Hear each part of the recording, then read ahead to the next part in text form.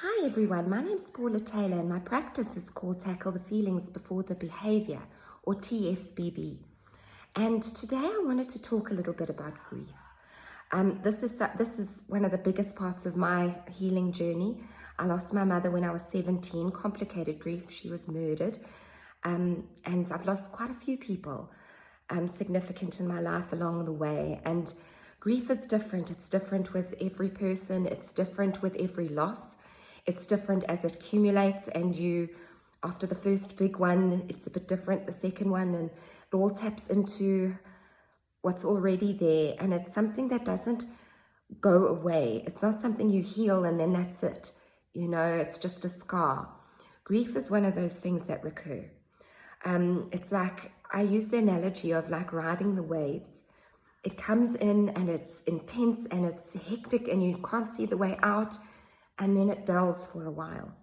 And you think you're out of the woods a little bit, and then boom, you get triggered into it again. And one thing that people find for a long time is this heaviness. It's like if you were a psych nerd, you'd know cyclothymic, sort of a low burning depression that's just there.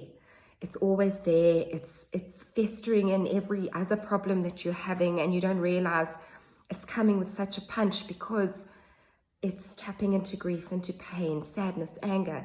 It's a whole whirlwind of emotions. The sadness that we experience so much is the processing. And that's the part I wanted to talk about, is we try so hard to get ourselves out of it or to heal it, but sadness is the healer. It comes to heal the trauma of the loss, to integrate this. And it's not one integration.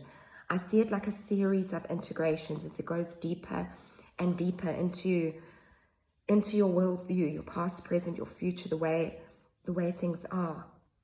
So it's really important to understand it's not going to, it feels like it'll take you out, but it won't finish you off like this. It won't be like this. It passes. A bit like, labor pains, contractions, or, with backache and you hurt it and it's just, or a bee sting and you've got to wait out that pain a little bit. You've got to sit with that pain. You do that until it subsides and it keeps coming and going.